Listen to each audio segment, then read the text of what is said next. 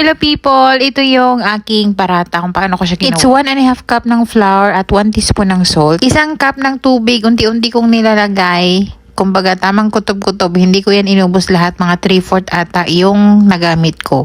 Kung napansin nyo, medyo mausok. Dapat talaga ay warm lang yan. Hindi ko na napansin na medyo mainit-init pa pala yun sa warm. I-mix lang natin yan until wala ng mga dry flour. And then, i-rest natin yan ng at least 10 minutes. Para makarelax na yung dough at hindi na siya medyo mahirap i-flatten. Yung lunch kasi kanina ay butter chicken. So, for the Indian food for today, ang request ni Amo. I-edit ko pa yun kasunod nito. Yung butter chicken na yun, pinipare ko yun with white rice and the naan. Napaisip ako, what if magtry akong gumawa ng parata. Ang mahilig sa Indian food dito ay yung panganay na alaga at yung amo kong babae. And sa tuwing magkikrave sila ng Indian food, o-order sila sa labas. At ang madalas na i-prepare sa butter chicken na itong parata. Kaya naman, trinay ko to kanina para ma-introduce ko din sa kanila. So ito na nga, nakarest na yung dough natin ng 10 minutes and then natin yung manipis na kaya natin gawin. And yung brinash ko dyan is butter G. Pwede kang gumamit dito ng regular butter or oil. Pero para makuha mo talaga yung lasa ng parata na binibili mo sa labas,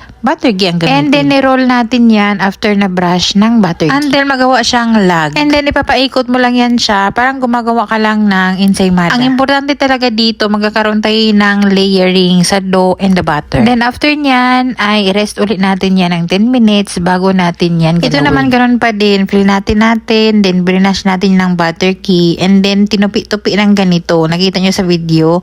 Para magkaroon din tayo ng layering. This is the another way kung paano natin ma-achieve yung flaky na pagkaparata. And then, para ma-circle, paikot natin yan until para siyang kukon. Ganon. 4 na piraso lang yung ginawa ko nito dahil gusto ko lang itry. Kaya natuwa ako sa outcome. Sinerve ko yung dalawa and sabi ni Amo, sobrang sarap daw, nagustuhan nila, and maybe some of these days mag-breakfast kami ng ganito with honey daw to. Masarap din daw to sa honey. I-dressel. After 10 minutes na nakarest yan, yung una nating ginalaw kanina or minulde, yun yung una nating kukunin para i-flatten uli. Yung manipis na kaya nating gawin. Pwede kayong gumawa nito and then pag naluto na palamigin nyo and ilagay nyo sa ziploc bag na individual na pagkalagay ng foil or something na hindi sila didikit and ilagay nyo sa freezer. After na flatten, nilagay natin or niluto natin yan sa pan. Dapat yung mas malapad na pan. Merong lutuan talaga ng parata yung malapad.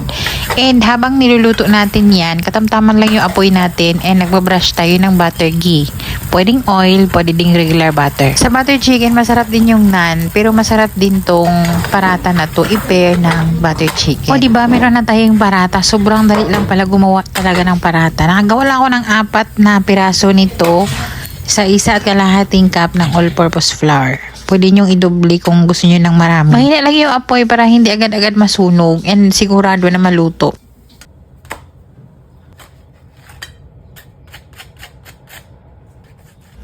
Nagbrush lang ako dyan ng butter na merong parsley para appetizing siya yung look niya ba.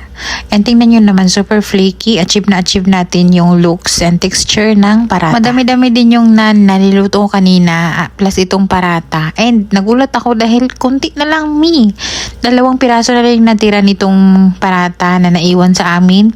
And 2.5 na nan yung naiwan din sa amin. Parang tinansya na nilang nila na tag-isa-isa kami. And yung butter chicken, konti na lang din yung natira. At ang sabi ni Amo, satisfied daw din talaga sila sa lunch dahil nasarapan sila sa butter chicken, itong parata at yung kung nan. Gagawa nito sa breakfast, sobrang dali lang dahil hindi ka naman kailangan maghintay ng mahabang oras para paalsahin dahil wala naman tong baking, wala naman tong yeast.